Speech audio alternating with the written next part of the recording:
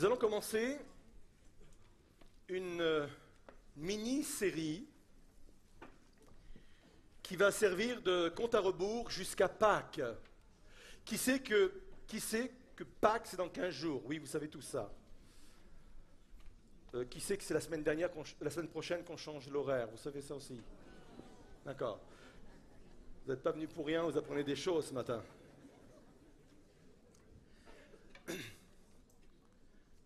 Le titre de cette mini-série, je l'ai intitulé « Jean nous raconte Pâques ». Le Jean dont je parle, c'est l'un des 12 apôtres, des 12 disciples, qui a énormément écrit dans le Nouveau Testament, puisqu'on lui attribue 5 livres. Il a écrit l'évangile qui porte son nom, le 4e évangile, l'évangile de Jean. Il a écrit les 3 épîtres qui portent son nom également. Et il a écrit le dernier livre de la Bible que l'on appelle l'Apocalypse ou le livre de la Révélation. Et au cours de son évangile, le 4e évangile, Jean va décrire le ministère de Jésus sur une période de 3 années. Et pendant ces 3 années, il va mentionner 3 célébrations de la fête de Pâques. La première mention a lieu lors de la première année du ministère de Jésus sur la terre. Une première fête de Pâques que Jésus va vivre et qu'on va développer ce matin. La deuxième mention concerne la deuxième année du ministère de Jésus, et là, Jésus encore, il est raconté que Jésus va vivre aussi un moment de Pâques, et il va se passer quelque chose de très important. Et enfin, dans 15 jours, nous verrons la dernière Pâques que Jésus a vécue, et quelle Pâques, puisqu'on va parler non seulement de sa mort, mais on va parler surtout de sa résurrection.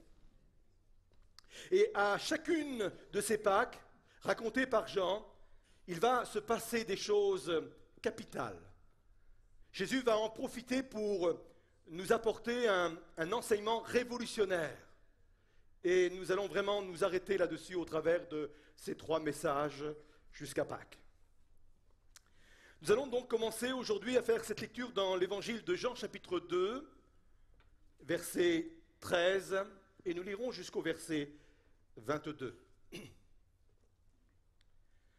La Pâque des Juifs était proche et Jésus monta à Jérusalem, comme des milliers de pèlerins. Ce jour-là, pendant cette fête-là qui durait 7 jours, il y avait des milliers et des milliers de pèlerins qui venaient de tout Israël, mais même au-delà d'Israël, parce que certains venaient de Syrie, d'autres d'Égypte et d'ailleurs encore. Et Jésus se retrouve au milieu de ces pèlerins qui, par grappes, par milliers, montent à Jérusalem. Et la première chose qu'il fait, c'est qu'il monte au temple. Verset 14, il trouva dans le temple les vendeurs de bœufs, de brebis et de pigeons, et les changeurs assis. Et ayant fait un fouet avec des cordes, il les chassa tous du temple. Ainsi que les brebis et les bœufs, il dispersa la monnaie des changeurs et renversa les tables.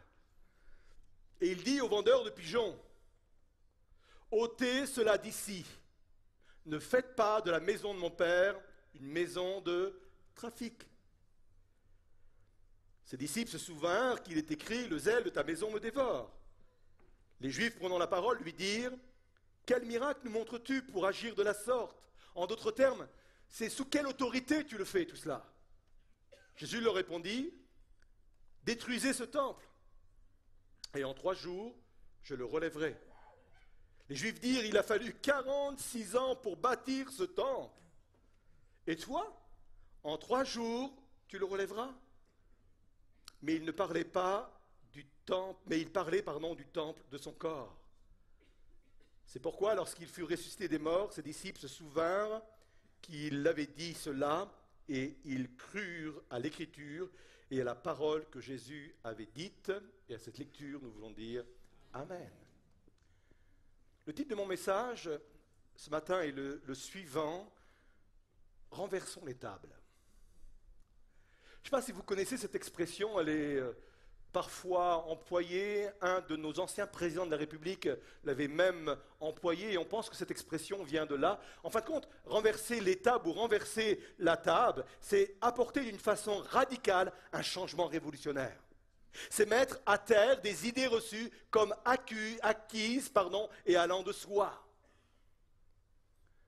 Et quand Jésus vient au temple et met dehors tous ces animaux et met à terre toutes ces tables, en fin de compte, il vient renverser le système religieux de l'époque. Et j'aimerais vous dire que ce système religieux était un système tenace. La preuve, c'est que Jésus va le faire au début de son ministère. C'est son premier événement public.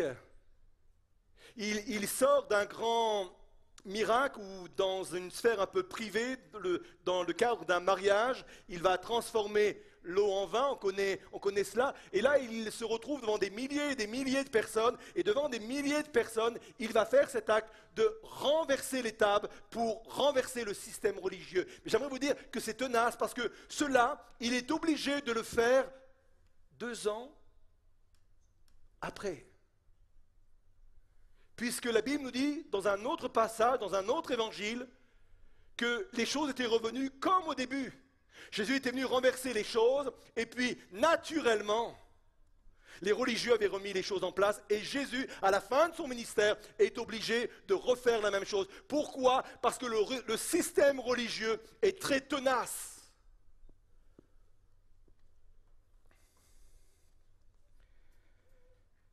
C'est un avertissement pour nous. Non seulement il est tenace, ou il était tenace du temps d'Israël, mais le système religieux est tenace également aujourd'hui. Martin Luther a dit ceci, « La religion est le mode de fonctionnement par défaut du cœur humain. » Par défaut. Régulièrement, il faut que je combatte en moi et au milieu de nous, il faut combattre le système religieux. Parce que par défaut, ça revient sans cesse. Si je ne prends pas garde à cela, si je ne veille pas, si je ne lutte pas, par défaut, le système religieux revient en moi et revient au milieu de nous.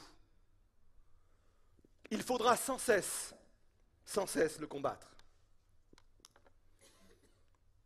Alors on va se poser cette question ce matin, pourquoi est-il nécessaire de renverser tout système religieux en nous et au milieu de nous? Et à cela, j'ai 2 réponses. La première réponse, elle va peut-être nous surprendre, mais elle est la suivante. La religion nous éloigne de Dieu. Pasteur, comment c'est possible? Je suis pasteur et j'ai un problème avec la religion. Ça vous étonne?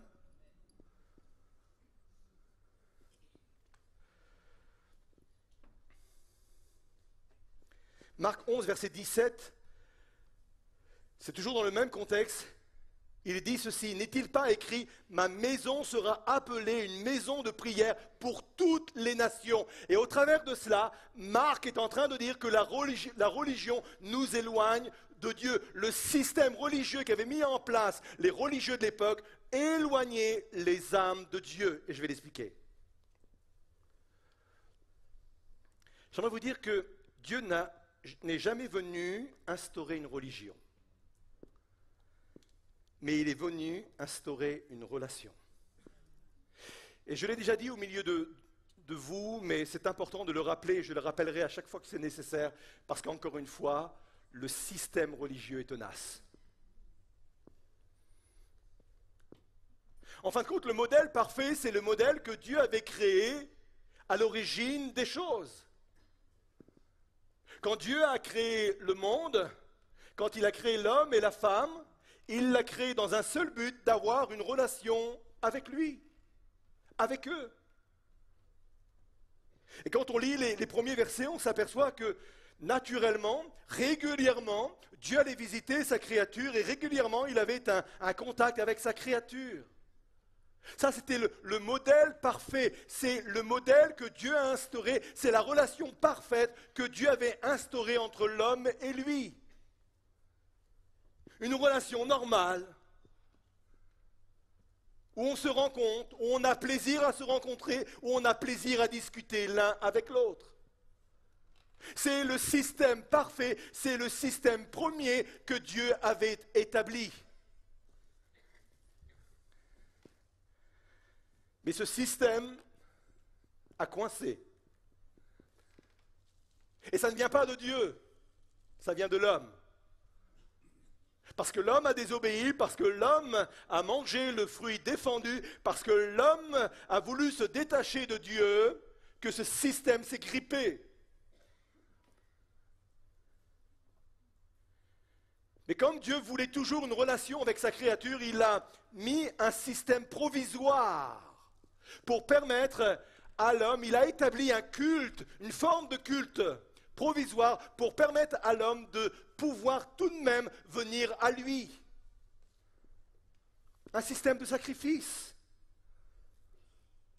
Mais la Bible nous dit que c'était en attendant le grand sacrifice, le sacrifice parfait, celui de Jésus, la mort et la résurrection de Jésus allaient nous permettre de rentrer dans une autre dimension, dans une autre relation avec Dieu le Créateur.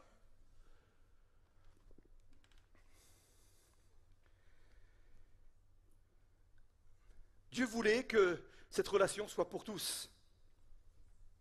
Ésaïe 56, verset 7 dit ceci, « Car ma maison sera appelée une maison de prière pour tous les peuples. » Souvenez-vous, quand Salomon va faire la prière de dédicace concernant le temple, il va dire ceci, « Quand l'étranger qui n'est pas de ton peuple, d'Israël, viendra d'un pays lointain à cause de ton nom, car on saura que ton nom est grand, ta main forte et ton bras étendu, quand il viendra prier dans cette maison, et il parle du temple. Exauce-le des cieux, du lieu de ta demeure, et accorde à cet étranger tout ce qu'il te demandera, afin que tous les peuples de la terre connaissent ton nom pour te craindre, comme ton peuple d'Israël, et sache que ton nom est invoqué sur cette maison que j'ai bâti. Écoutez bien ceci, c'est très important. Dieu avait établi un culte qui permettrait à toutes les nations, à tous les peuples, d'avoir une relation avec lui.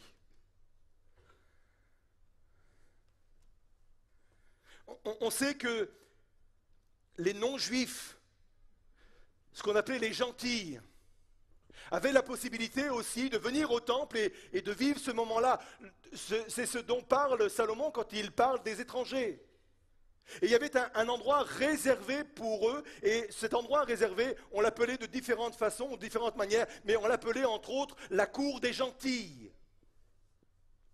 C'était un endroit où les non-juifs pouvaient venir, l'étranger pouvait venir et avoir quand même une relation avec le Créateur, une relation avec Dieu, parce que c'était la volonté de Dieu. Et là, je reviens à mon histoire des vendeurs et des animaux chassés du temple. Beaucoup de commentateurs disent qu'entre autres, ces vendeurs, ces marchands, on les avait autorisés à s'installer justement dans la cour des gentils. Ce qui faisait que les non-juifs, qui faisait que les étrangers avaient beaucoup de mal à avoir une relation avec Dieu. Parce que la religion avait instauré tellement de pratiques, tellement de choses, qu'ils avaient envahi la cour des gentils. Et cet envahissement de la cour ne permettait plus aux gentils, aux non-juifs, aux étrangers, d'avoir une relation avec Dieu. C'est pour cela que Marc rappelle, car ma maison sera appelée une maison de prière pour tous les peuples. Et quand Jésus met dehors les bœufs, quand il met dehors les marchands, en fin de compte, il dit, par votre système religieux, vous empêchez les non-juifs, les étrangers, de s'approcher de moi. Votre système religieux les prive de ma présence. Votre système religieux les prive d'une communion avec moi.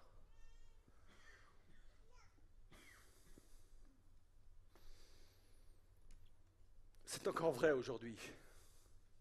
C'est encore vrai aujourd'hui.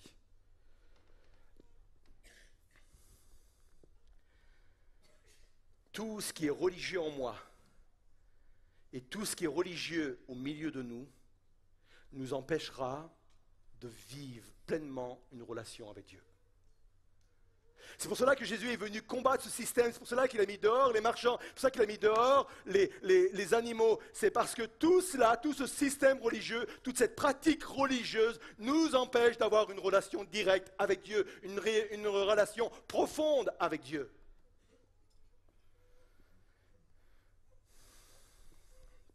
On le voit bien dans cet exemple où, à un moment donné dans les évangiles, on voit un pharisien et un publicain qui se retrouvent dans le temple. Celui qui est le plus rapidement en communion avec Dieu, contrairement à ce qu'on pourrait croire, ce n'est pas le pharisien, le religieux, mais c'est le publicain. Et j'aimerais vous dire qu'on n'arrive pas à la cheville d'un pharisien. Hein. Je ne sais pas si vous priez beaucoup, mais j'aimerais vous dire, et je peux peut-être ne pas me tromper, qu'un pharisien priait beaucoup plus que vous. Non seulement il priait beaucoup plus que vous, mais il jeûnait beaucoup plus que vous. Et vous savez quoi? Il connaissait tout au moins ce qu'ils avaient de notre Bible. Il la connaissait mieux que vous. Il y a des commentateurs qui disent, et même un historien très connu, qui disait qu'un pharisien connaissait par cœur le Pentateuque. Le Pentateuque, c'est quoi le Pentateuque? C'est les 5 premiers livres de la Bible. Genèse, Exode, Lévitique, Nombre, Deutéronome. Qui a lu, je ne vous demande pas si vous le connaissez par cœur, qui a lu en entier ces 5 chapitres? Là on va confesser nos péchés. Qui est arrivé au livre des Nombres?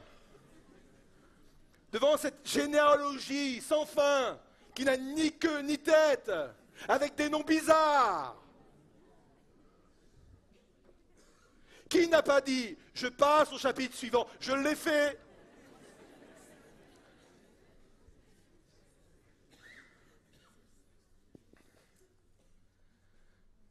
C'était les champions. C'était les champions. Et pourtant, quand le pharisien est confronté à un publicain, et un publicain, c'était quelqu'un qui avait une mauvaise réputation, c'est un homme de mauvaise vie. Et quand ces deux se retrouvent dans le temple, celui qui va arriver à avoir vraiment une vraie communion, une vraie relation avec Dieu, ce n'est pas le pharisien, ce n'est pas le religieux, c'est le publicain. Et je voudrais que vous puissiez vraiment retenir cela. Le religieux qui est en nous, le religieux qui est au milieu de nous, nous opposera toujours à la présence de Dieu. C'est pour ça qu'il faut vraiment le combattre. Un religieux pense qu'il doit changer pour venir à Dieu. Un publicain pense qu'il doit venir à Dieu pour être changé. Dieu m'accepte tel que je suis, mais il m'aime trop pour me laisser tel que je suis. Parce qu'il sait que mon état intérieur, ma vie intérieure est un obstacle à mon bonheur, à mon épanouissement et à mon salut. Alors, je viens tel que je suis, mais il m'aime trop pour me laisser dans mon état. Il me transforme de gloire en gloire, de jour en jour. Et ça, c'est le message de l'Évangile.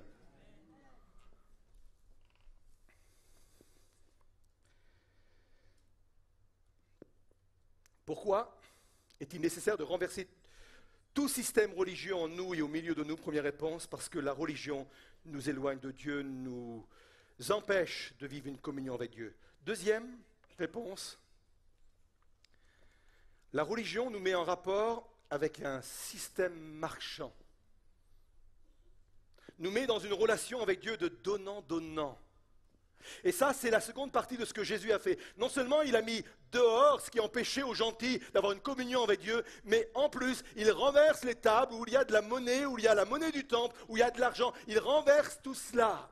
Et ça dénonce le trafic qu'il peut y avoir dans le cœur du religieux à l'égard de Dieu. Je vais m'expliquer. Je vais vous donner du concentré, à vous de le diluer, d'accord ? Vous pourrez retourner, je vais veiller à ce que ça soit sur le site internet. Vous pourrez retourner à mes notes, ils seront sur le site internet. Et vous pouvez réfléchir et repasser dans vos cœurs ce que je vais vous expliquer maintenant. Je vais mettre devant vous deux modes de fonctionnement. Un mode religieux et un mode de l'évangile. J'ai tiré cela d'un livre qui s'appelle « Une église centrée sur l'évangile » du pasteur Timothy Keller. C'est un excellent livre. Et il met en opposition deux modes. Le mode religion et le mode évangile. Et vous allez voir par rapport aux questions, et c'est un test pour vous et pour moi, par rapport aux questions ou peut-être aux situations qui vont être présentées, vous allez vous dire, mais dans quel mode je me situe ? Et ceux qui n'ont pas la moyenne, rattrapage. Quand je suis en mode religion, voilà ce qui arrive. J'obéis, donc je suis accepté. Quand je suis en mode évangile, je suis accepté, donc j'obéis. Vous voyez la différence ? Je vous ai dit que c'était à diluer, hein, d'accord ? On continue ? Quand je suis en mode religion, la motivation vient de la peur et de l'insécurité. Si je ne viens pas au culte ce matin, wow, quelle mauvaise semaine je vais passer. Ou je ne vais pas réussir mon examen.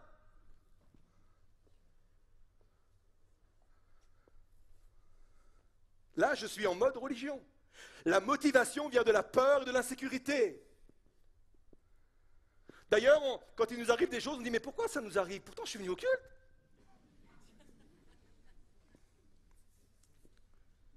L'évangile, quand je suis en mode évangile, la motivation vient d'une joie reconnaissante. Le fait que je suis accepté, le fait que je suis en relation avec Dieu, produit en moi une joie extraordinaire. Un enthousiasme extraordinaire. Et le mot enthousiasme veut dire Dieu en moi. On continue ou vous saturez là ? Ça va ? Vous êtes toujours là ? Quand je suis en mode religion, voilà ce que ça donne. Quand les circonstances de ma vie tournent mal, je suis en colère contre Dieu ou contre moi-même, puisque je crois, comme les habits de Job, que tous ceux qui sont justes méritent une vie agréable. Donc encore une fois, quand il m'arrive quelque chose de mauvais dans la semaine, on se dit, mais qu'est-ce que j'ai fait de mal ? Ou j'ai bugué ? Pourtant, je me suis contenu toute la semaine. J'aurais pu me mettre en colère au moins 10 fois. Et j'ai mis l'ABS, j'ai mis les freins partout. À quoi ça sert ? Puisqu'il m'arrive cette huile. C'est pas juste. Si je raisonne comme cela, je suis en mode religion. Voyez-vous, vous réalisez un peu la subtilité là ? Alors, mode évangile. Quand les circonstances de ma vie tournent mal, je lutte. Mais je sais que même si Dieu peut permettre ce qui se passe pour ma formation, son amour paternel demeure au sein de mon épreuve. Je ne suis pas déstabilisé en disant « Qu'est-ce que j'ai fait ? Pourquoi Dieu ne m'aime plus ?» Je suis convaincu de son amour paternel, mais je sais que s'il l'a permis, c'est pour mon bien, c'est pour ma formation. Il a forcément une raison que je ne connais pas.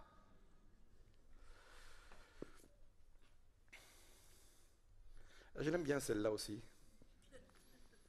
Quand je suis en mode religion,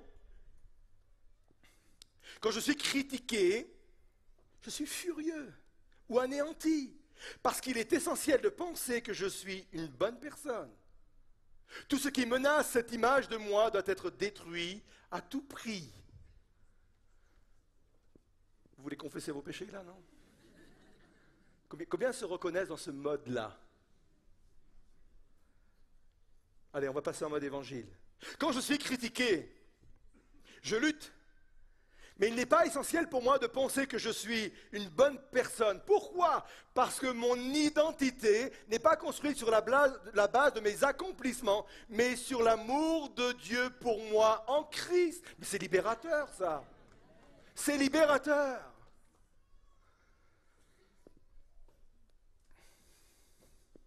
Allez, encore deux, ça vous va? Quand je suis en mode religion, ma vie de prière est constituée en grande partie de requêtes et s'anime seulement quand je suis dans le besoin. Mon but principal lorsque je prie est de maîtriser les circonstances. Une fois, j'ai vu une bande dessinée.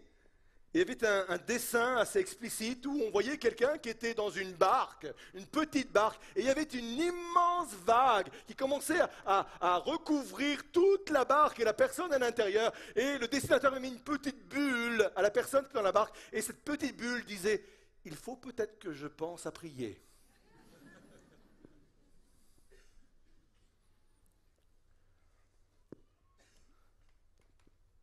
En mode évangile,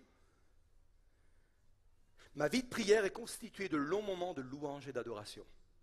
Mon but principal est d'être en communion avec Dieu.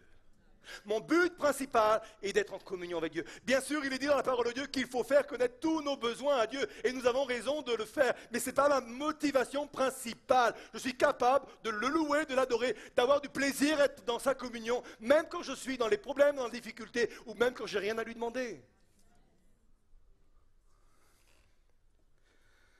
Un petit dernier pour la route. J'aime bien celui-là aussi.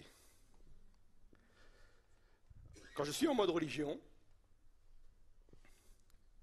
la façon dont je me vois oscille entre deux extrêmes.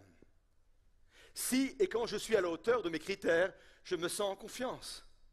Mais j'ai alors tendance à être fier et peu compatissant avec ceux qui échouent. Et un religieux est toujours dur à l'égard des autres. Vous le verrez, c'est un trait de caractère, ça. Il juge facilement, il critique facilement. Si et quand je ne suis pas à la hauteur de mes critères, je me sens humble, mais pas en confiance. J'ai le sentiment d'être un raté. Vous ne pouvez pas imaginer le sentiment de culpabilité qu'il y a sur les religieux. Le religieux qui est en nous. Je ne parle pas de quelqu'un qui est à l'extérieur, hein. Je ne parle pas de quelqu'un qui est dans une autre église, hein, ou dans une autre dénomination. Je parle aussi du religieux qui est en nous et qui est au milieu de nous, hein, d'accord? Je me mets dedans aussi. Hein.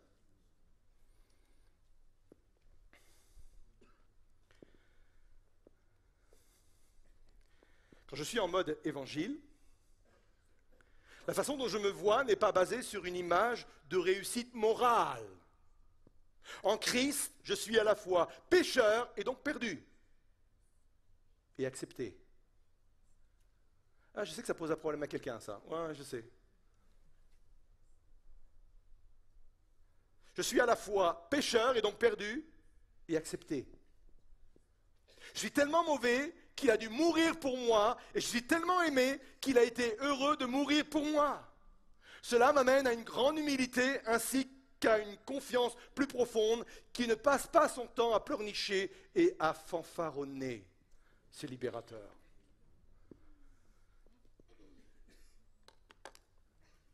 Vous comprenez, au travers de ce qu'on a partagé, le donnant-donnant, le trafic qu'on peut instaurer entre Dieu et nous. Je te donne une certaine moralité et en contrepartie, tu me bénis ma vie. Je viens le dimanche matin et en contrepartie, c'est ma participation, c'est mon denier du temple. Je donne le denier du temple, je viens le dimanche matin et je donne même mon offrande. Mais en contrepartie, Seigneur, tu me bénis dans mon entreprise. Tu me bénis à l'école. Tu me donnes des bonnes notes. Tu fais rencontrer la femme de ma vie. Et vice-versa. Vous réalisez le trafic qui se met en place.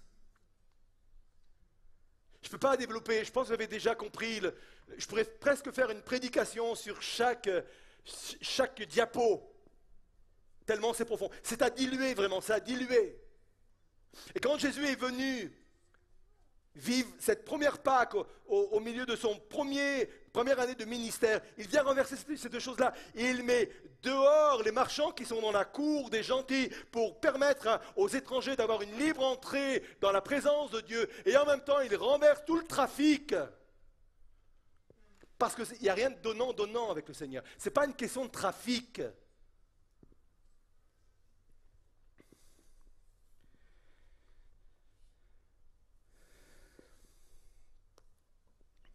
Je vais conclure. Restez encore avec moi, j'ai encore deux choses importantes à dire.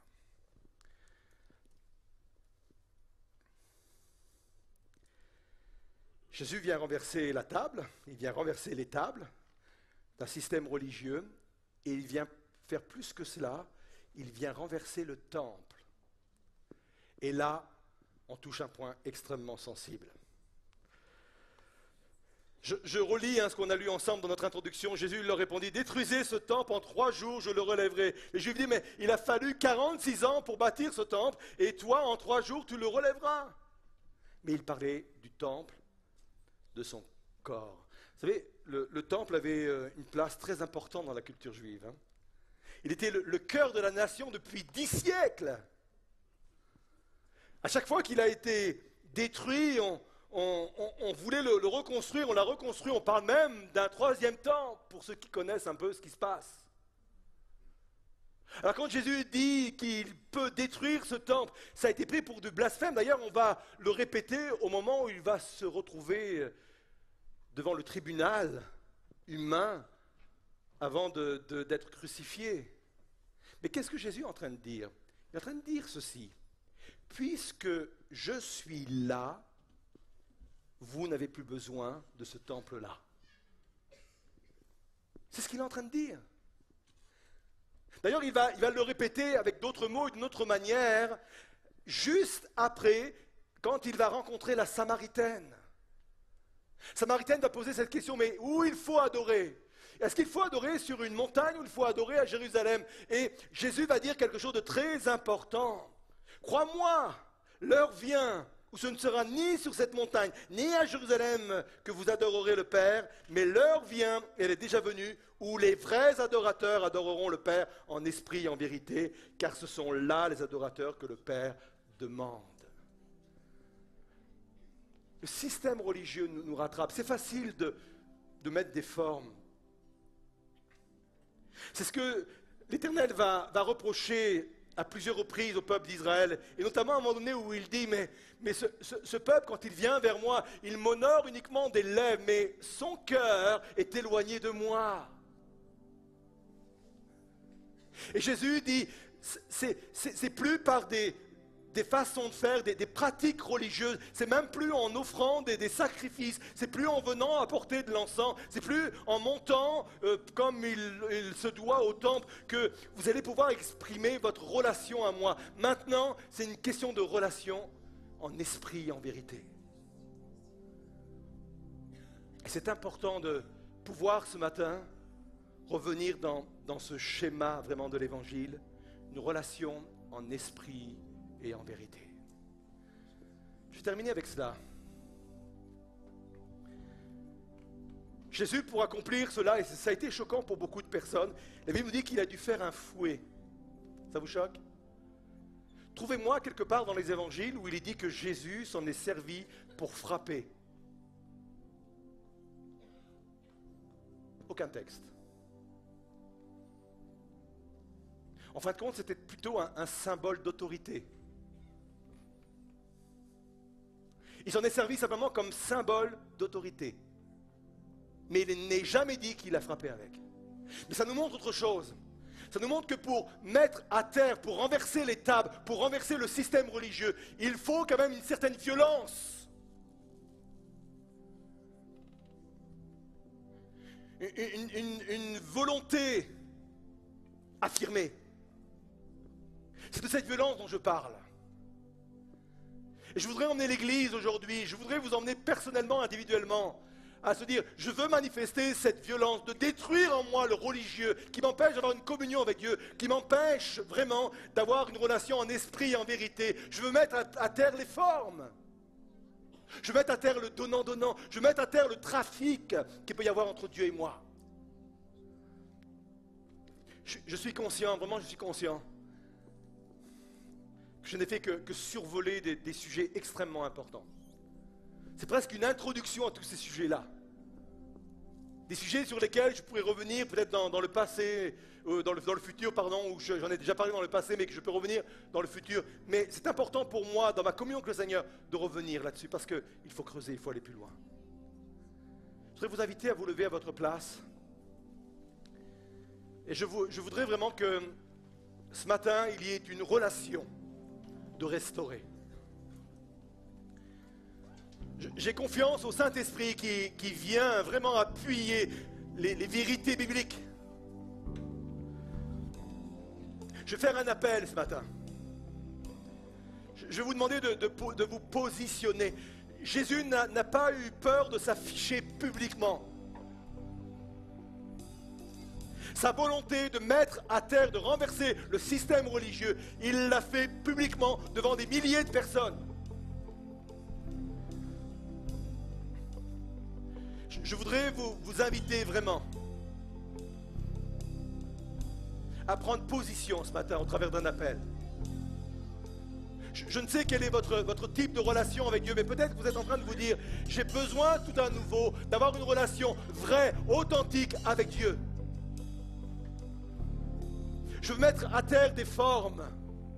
Je veux mettre à terre ce religieux qui est en moi, une relation un peu distante, une relation vraiment de forme. Je m'attache à des formes. Quand j'ai fait le test ce matin au travers de ce que nous avons mis en mode religion ou en mode évangile, mais je suis conscient que j'ai besoin de toi, Seigneur.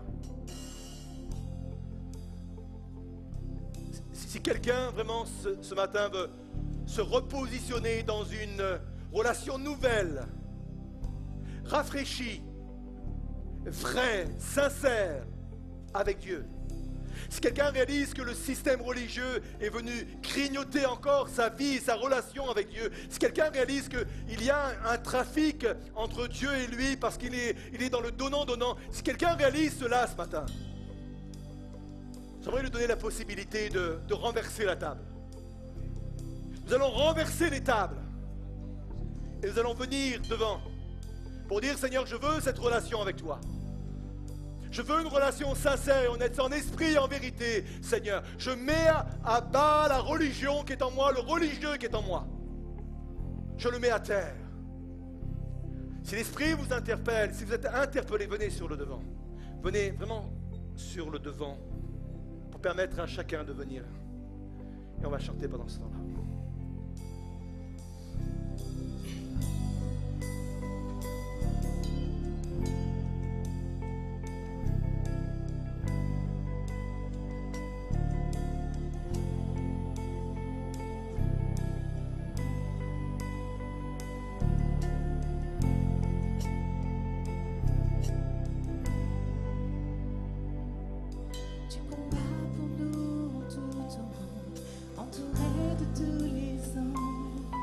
Et je prends plaisir à savoir que tu es couronné vainqueur, mon secours et mon défenseur, mon ami et mon sauveur.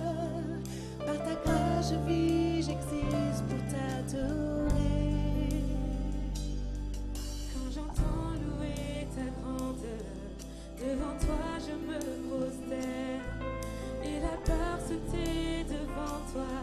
Tu es couronné vainqueur, que ta gloire inonde ce lieu et que ta puissance dévore. Par ta grâce je vis, j'existe pour t'adorer. Alléluia.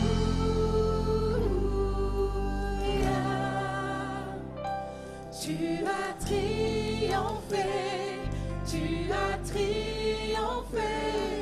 Alléluia.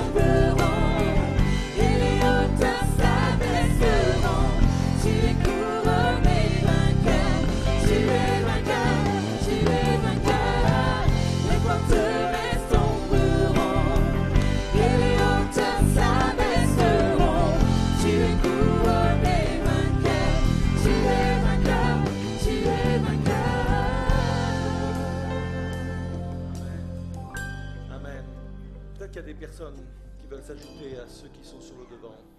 Je vais prier maintenant.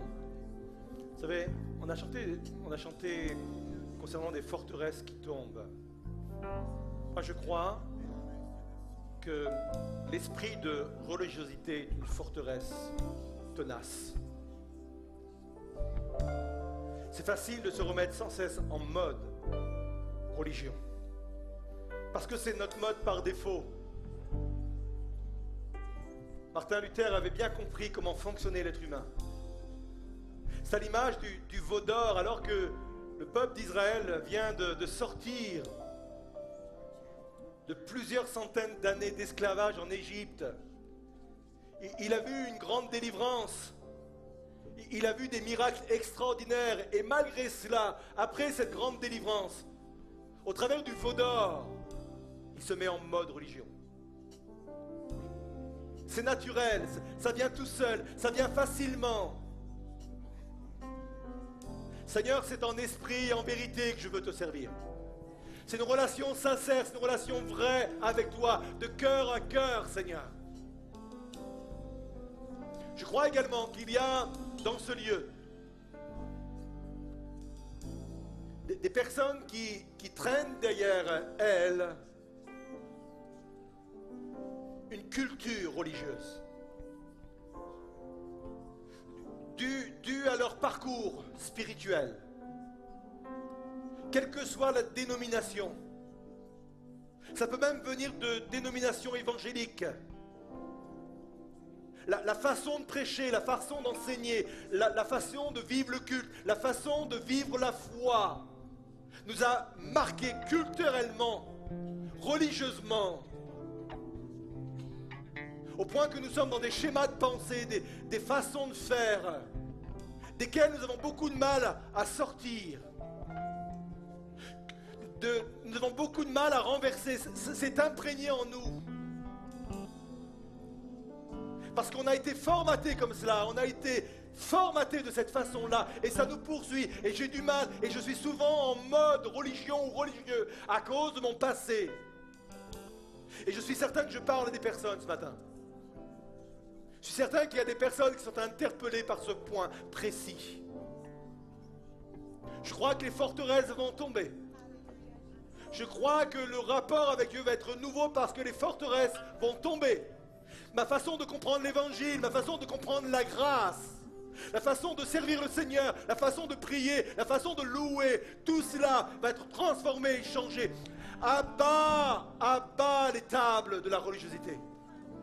On veut les renverser ce matin. Je veux avoir cette autorité qu'avait Jésus en prenant ce fouet. Je veux avoir cette autorité pour renverser au milieu de nous et renverser dans vos vies les tables de ce système religieux. Je le renverse dans le nom de Jésus. Et je veux proclamer qu'une relation nouvelle est en train de naître. Une relation nouvelle. Un cœur à cœur avec Dieu est en train de naître dans vos vies, dans vos cœurs. On chante une dernière fois. Une forteresse.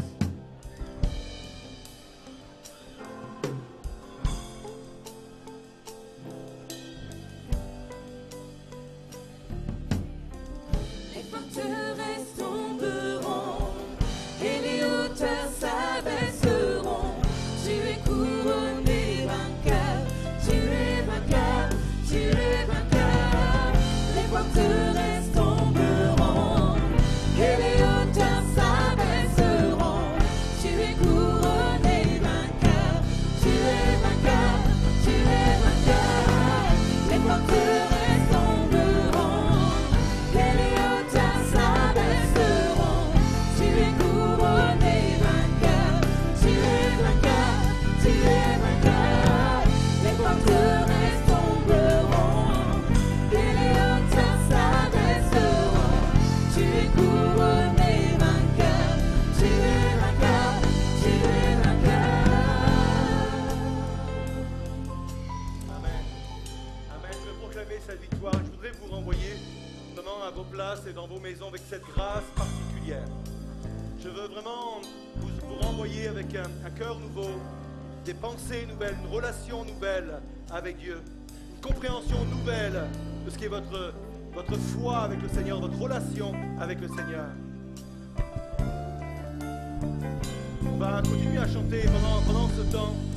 On va laisser les offrandes se faire et après on va laisser la place aux annonces. On va laisser les offrandes se faire.